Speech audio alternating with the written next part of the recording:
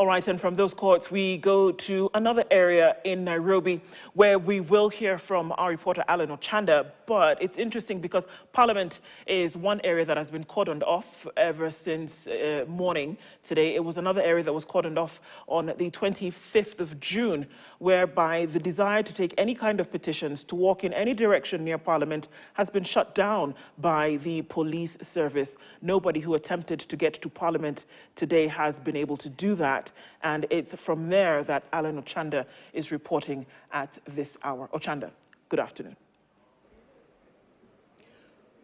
Well, Ndu, since morning, these two roads have been barricaded by these razor wires. Remember that since the 25th of June 2024 protests where the protesters have managed to access these precincts of Parliament, since then any other subsequent protests have witnessed the barricading of these particular precincts using razor wires to just ensure that they cordon off any attempts by protesters to access this particular area here. And so on my left, this is the Arambe House adjoining Parliament, straight up there. And so there have been no activities since morning. And you can see the police officers here, the security operators here stationed at vantage positions to just ensure that any attempts by protesters, remember that this is actually the 36th anniversary of the Saba Saba commemorations. But at around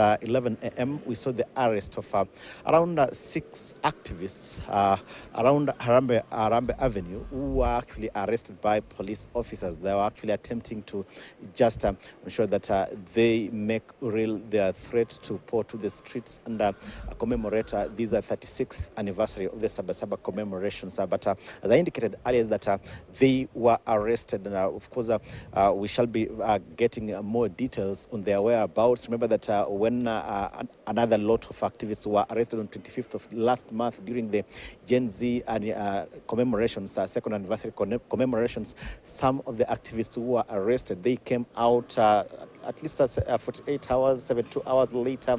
They were looking shaken. Yes, medical reports indicated they were never had bodily harm, but some of them appeared shaken and traumatized, not even speaking to the media. But those who were arrested today, we shall be maybe listening into the authorities later on about their whereabouts. Also remember that another lot has condemned that particular arrest. And from here, we shall nothing much here to report around Parliament. You stand area. anywhere? Nothing much, because all the vehicles have since been redirected to the other areas. But along Parliament, no vehicle is being allowed. No vehicle, no persons being around allowed to just cross over here out of fear that they could, if they allowed 1, 2, 3 people, then that could lead to the milling of a crowd here, which might just create a scare to, or maybe could turn into a scare and maybe make it unmanageable for the security apparatus here to control them. And so to ensure that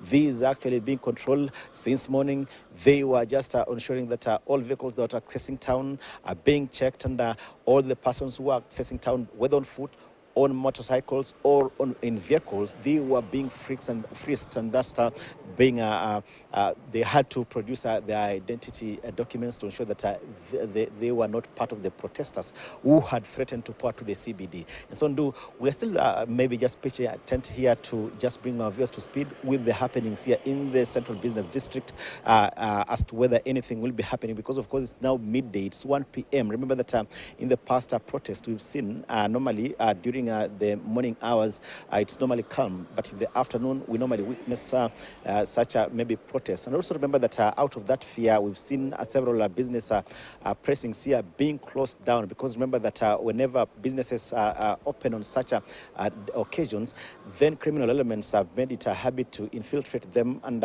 just cause mayhem, wanton destruction and looting. So we shall be keeping an eye with the happenings here to just bring our viewers to speed with the happenings in the CBD. Thanks, Ochanda. Ochanda is